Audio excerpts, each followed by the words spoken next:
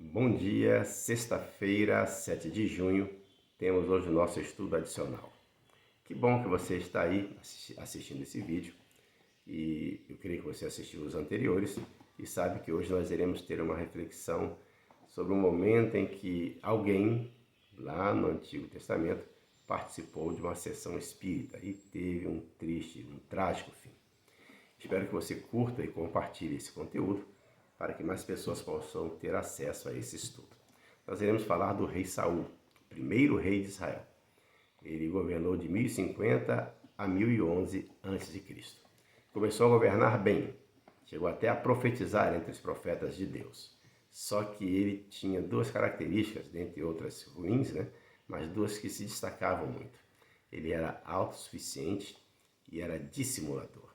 Agia sem consultar a Deus, através do profeta Samuel, e quando era confrontado com o seu erro, ele transferia sua responsabilidade para outros. E tantas vezes ele fez isso, que Deus o rejeitou para que não fosse mais rei. Deus rejeitou o governo de Saul, não o rejeitou para que fosse salvo. Bastava ele se humilhar e se arrepender dos seus pecados, ele poderia ter acesso à salvação como qualquer pessoa. Porém, Saul não se arrependia. E quando soube que Davi iria substituí-lo, ia na sucessão do trono de Israel, ele tentou matar Davi de todas as formas. Inclusive, naquela perseguição a Davi, Davi refugiou-se numa cidade, na cidade de Nob, foi ajudado ali pelo sacerdote da cidade, que não sabia do que estava acontecendo, do litígio entre Saul e Davi, e Davi foi atendido. Quando ele saiu da cidade, Saul chegou lá, e ao saber que ele foi ajudado pelo sacerdote, ele mandou matar os 85 sacerdotes da cidade, sacerdotes de Deus. Os homens da guarda pessoal de Saul se recusaram a matar os sacerdotes. Quem executou foi um traidor chamado Doeg, e ele matou os 85 sacerdotes e passou pelo fio da espada toda a cidade de Nob. Homens, mulheres, crianças de peito. Este era Saul. E agora, afastado de Deus, Samuel já havia morrido.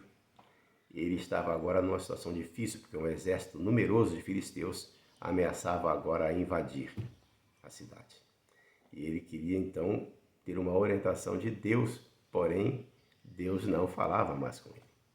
Ele consultou ao Senhor, porém Deus não lhe respondeu, nem por sonhos, nem por Urim, nem por profetas. Saul ele cortou a sua comunicação com Deus. E então ele teve uma triste ideia. Está no 1 Samuel, capítulo 28, você lê o capítulo, você vai ter acesso a toda essa história. Eu vou aqui pensar alguns versículos para não ficar muito longo o vídeo. Ele manda então, pede aos seus servos que procurem uma médium, porque ele queria consultar, ter a ajuda dessa médium para ter a resposta de Deus através do suposto espírito do falecido Samuel. Chegando lá, ele pede para que ela fizesse subir um espírito. E ela disse que via um Deus que subia da terra. Ora, veja, meus queridos, se fosse verdade, e não é, se fosse verdade que a alma de Samuel, que existisse uma alma, uma vez que Samuel foi um servo de Deus fiel, após a sua morte, a sua alma teria que ter ido para o céu e não para o subsolo.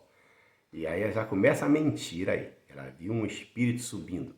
E o próprio Saul, você vai ver no texto bíblico, o próprio Saul conclui que esse ancião que subia era Samuel. E agora Saul começa a conversar com o suposto espírito de Samuel através da médium. E Samuel diz para ele, o falso Samuel, por que você me inquietou fazendo-me subir? Daí Saul fala, Deus se desviou de mim e já não me responde. Deus não se desviara de Saul. Saul se desviou de Deus. E agora o falso espírito de Samuel diz para ele, por que, pois, você me pergunta a mim, visto que o Senhor te desamparou e te fez teu inimigo? Que mentira, Deus não se faz inimigo de ninguém. E assim o diabo estava trabalhando, porque aquele era um espírito maligno, trabalhando na mente de Saul, mentindo deliberadamente para ele, para levá-lo ao desespero.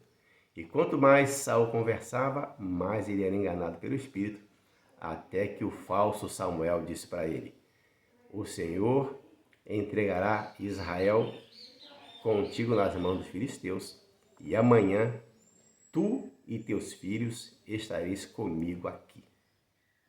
Morto. As mentiras do inimigo. Saul não foi entregue nas mãos dos filisteus. Ele mesmo tirou a própria vida. Um triste fim, ele suicidou-se e veio parar nas mãos dos homens de Jabes e Gileade. Você vai ver no capítulo que eu te falei. O pseudo Samuel, obviamente, não podia saber desse detalhe. Não morreram todos os filhos de Saul na ocasião. Ficaram vivos pelo menos 3 filhos de Saul: Isbosete, Armoni e Mefibosete. Saul não morreu no dia seguinte. O contexto histórico diz que ele morreu cerca de 18 dias depois dessa consulta com a médium.